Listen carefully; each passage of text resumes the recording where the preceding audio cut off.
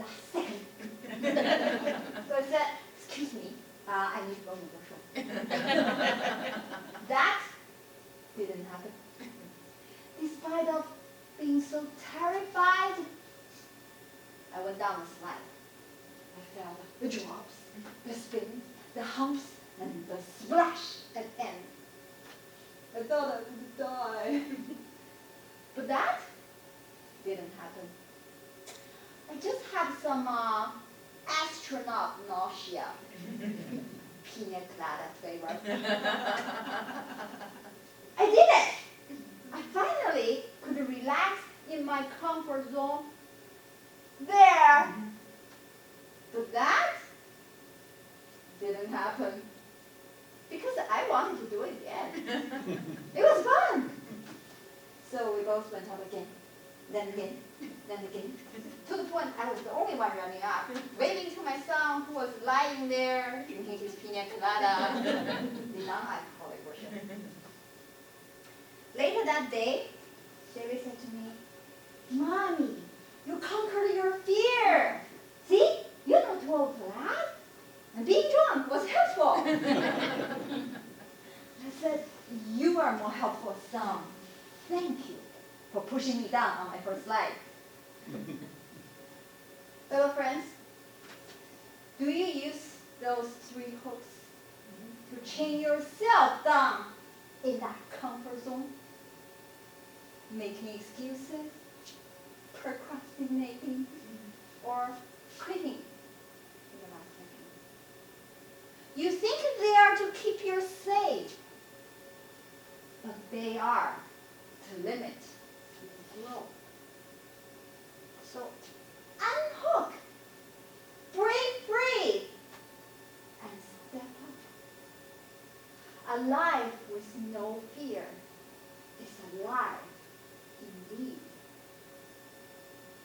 If you need a little help, tell your friends, especially those who are very good at elbow nudging, butt kicking, or even dragging you by the leg if necessary.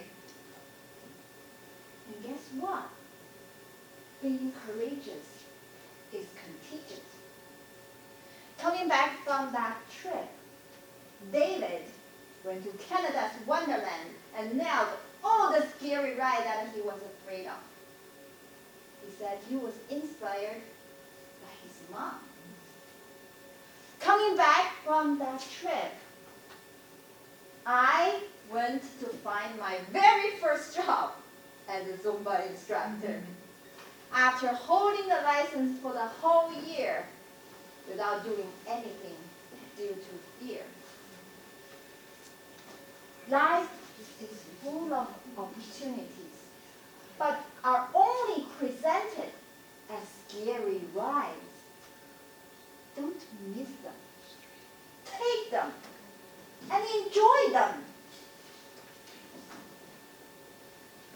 Be the one to announce proudly, me being scared away by a little fear?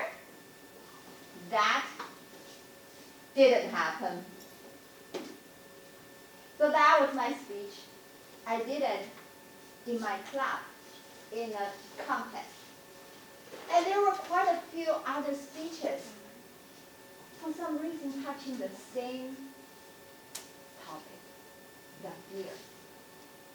Is it coincidence, or is it such a common thing in our life? One of my friends talked about her fearful trip, riding the bus with a bunch of strangers at the age of 5. Well, the other friend talked about her mom. She was diagnosed with cancer, but she was so fearful to face that fact. So she refused the treatment and didn't even tell her family until it was too late. 9 months later, she passed away. But if she were to face it with some courage, she might still with her family to this point. In our life, we're all facing fear or small, constantly on a day-to-day basis. The first step to overcome them is to realize that some of your behavior you're doing today is due to fear. Surprisingly, a lot of people don't think that way. I grew up as a girl who didn't want to talk to people a lot. I would avoid any chance talking to others, especially facing them, meeting them into the eyes. I thought I was just acting as a girl and be a good girl to listen to what my mom told me. Don't talk to strangers. But it was my fear to face people. I came to Canada. I missed so many opportunities in the meeting. I didn't want to say anything because I was ashamed about my English. I thought I wouldn't bother other people because they couldn't understand my broken English. But it was actually my fear for being judged or laughed at. I was a software developer for a long time. I'd rather deal with computers, but not people. I thought I was so new in this country. I didn't know any culture here, so I'd better stay low. But it was actually my fear to expose myself to conflicts and more responsibilities. Years of Toastmaster training actually helped me a lot. In the recent year, after 12 years of practice, I stood up to present myself on a bigger stage, and I won. And in my career, I have changed from a computer developer to a delivery manager. I would call myself a firefighter captain because we only deal with problems and conflicts. I led a team from all different countries. We have people from US, Canada, India, and also Philippines, a multicultural team. I'm not ashamed of my culture. I'm proud to be part of them.